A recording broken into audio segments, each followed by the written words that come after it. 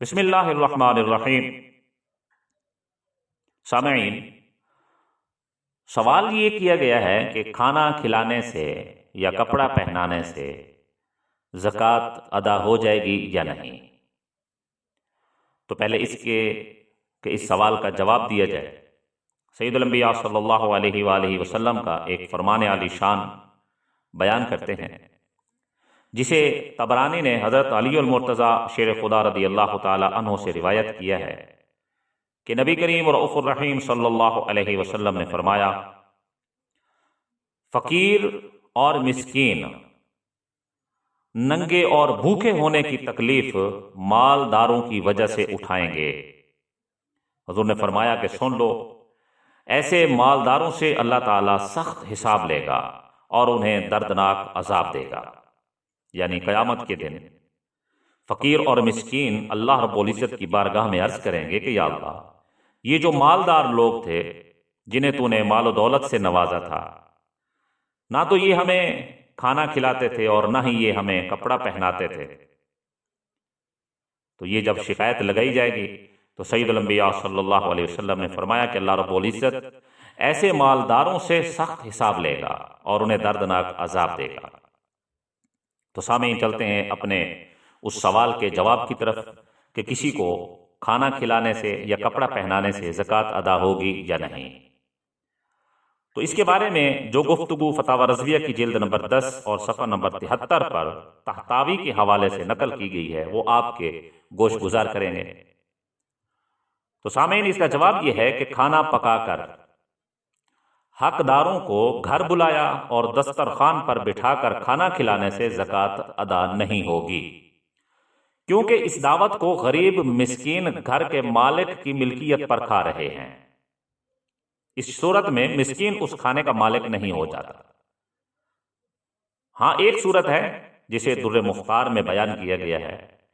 کہ کسی مسکین کو اپنے گھر بلا کر کھانا کھلانا، اس سے زکوٰۃ ادا نہیں ہوگی،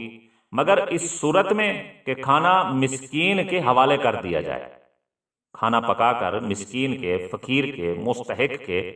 حوالے کر دیا جائے کہ مسکین اس کھانے کا مالک ہو جائے، چاہے تو وہ مسکین وہاں بیٹھ کے کھائے، چاہے تو وہ مسکین اس کھانے کو گھر کے باہر لے جائے۔ جب وہ اس کھانے کا مالک ہو گیا ہے تو اس کو اختیار ہے کہ وہ جہاں بھی بیٹھ کر کھانا کھائے۔ اس صورت میں کھانا کھلانے سے زکوٰۃ ادا ہو جاتی ہے۔ اسی طرح کسی کو کپڑا پہنایا گیا ہو تو اس کپڑے کے خریدنے کی قیمت زکوٰۃ میں شمار کر سکتے ہیں، یعنی اگر کپڑا سلائی کرا کر کسی فقیر اور مسکین کو دیا ہے تو سلائی کی مزدوری زکوٰۃ کے پیسوں سے نہیں دی جا سکتی، کیونکہ وہ جو مزدوری ہے، سلائی کے پیسے جو مزدوری میں دیے گئے ہیں، ان پیسوں کا فقیر مالک نہیں بنا،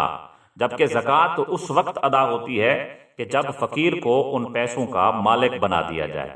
تو فقیر کپڑے کا مالک بنا ہے، سلائی کا مالک نہیں بنا، تو لہٰذا اس کپڑے کی قیمت زکوٰۃ میں شمار کی جا سکتی ہے۔ جو سلائی کے پیسے دیے ہیں،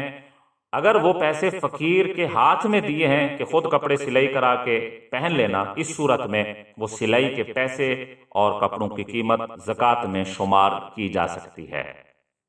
اور اسی طرح اگر کھانا پکا کر حقداروں کے گھر بھجوا دیا یا حقداروں کو گھر بلا کر اس کھانے کا مالک بنا دیا کہ وہ چاہیں تو یہاں ہمارے گھر میں بیٹھ کر کھائیں، چاہیں تو وہ اپنے گھر میں لے جائیں، اس صورت میں بھی اس کھانے کی جو قیمت ہے، ان پیسوں کی زکوٰۃ شمار کی جا سکتی ہے، اور اس کھانے کے پکانے کی جو مزدوری دی جاتی ہے پکوان کو، وہ مزدوری زکوٰۃ کے پیسوں میں شمار نہیں ہوگی۔ اس کھانے کے اندر جو خرچہ ہوا ہے مزدوری کے علاوہ، اور جو اس مستحق کے ہاتھ میں دیا گیا ہے، اس کی جو قیمت ہے وہ قیمت زکوٰۃ میں شمار کی جا سکتی ہے۔ اور اسی طرح اگر راشن وغیرہ خرید کر،